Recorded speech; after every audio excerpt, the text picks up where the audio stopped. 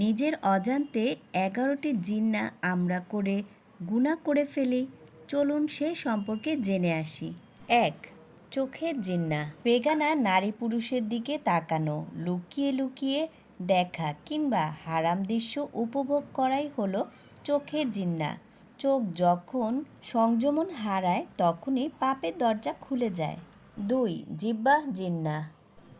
অশ্লীল কথা বলা, প্রেমের ইঙ্গিতপূর্ণ বাক্য, কুরুচিপূর্ণ হাসি ঠাট্টা কিংবা ফিতনা সৃষ্টি করে এমন আলাপ, এসবই জিহ্বার জিন্নায় অন্তর্ভুক্ত। একটি বাক্য অনেক সময় বড় গুনাহের সূচনা করে। ৩. কানের জিন্না। গান, অশ্লীল কথা বলা, হারাম গল্প বা নিষিদ্ধ আলাপ মনোযোগ দিয়ে শোনা, এটাই কানের জিন্না, যা কান গ্রহণ করে তার হৃদয়ে দাগ কাটে। ৪. হাতের জিন্না।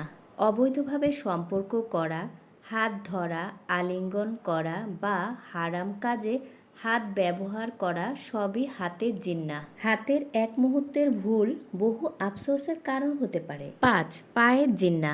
হারাম উদ্দেশ্যে কোথাও যাওয়া, গুনাহের পরিবেশে পা বাড়ানো কিংবা নিষিদ্ধ পথে নিজেকে নিয়ে যাওয়া, এটাই পায়ের জিন্না। যেদিকে পা চলে সেদিকেই অন্তর ঝুঁকে পড়ে। ৬. মনের জিন্না। হারাম কল্পনা, অবৈধ স্বপ্ন দেখা, কামনাময় চিন্তায় ডুবে থাকা সবই মনের জিন্না। যে পাপ মনে একদিন জন্ম নেয় তা একদিন কাজে রূপ নেয়। ৭. নাফসের জিন্না।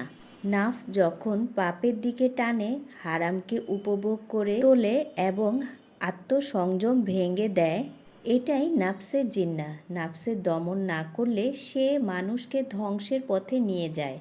৮. চিন্তার জিন্না। বারবার হারাম বিষয় নিয়ে ভাবা, পরিকল্পনা করা, সুযোগ খোঁজা এক প্রকার জিন্না, কারণ চিন্তা কর্মেরই বীজ। ৯. ইচ্ছার জিন্না। হারাম কাজ করার প্রবল আকাঙ্ক্ষা লালন করা, সুযোগের অপেক্ষায় থাকা, এটাই হচ্ছে ইচ্ছের জিন্না। ইচ্ছা শক্ত হলে গুনাহ বাস্তবায়িত হতে সময় লাগে না। ১০. চলার জিন্না। হারাম সম্পর্কের পথে নিজেকে ধীরে ধীরে এগিয়ে নেওয়া, মেসেজ, কল, সাক্ষাৎ, এইসব মাধ্যমে জিন্না সংগঠিত হয়। পাপের পথে প্রতিটি পদক্ষেপ হিসাবের খাতায় লেখা হয়। ১১. দেখা ও শোনার মিলিত জিন্না। যখন চোখ দেখে আর কান শুনে, দুটি একসাথে হারামে যুক্ত হয়, তখন পাপ আরও গভীর ও ভয়ঙ্কর রূপ নেয়। এতে হৃদয় দ্রুত অন্ধকারে ঢেকে যায়।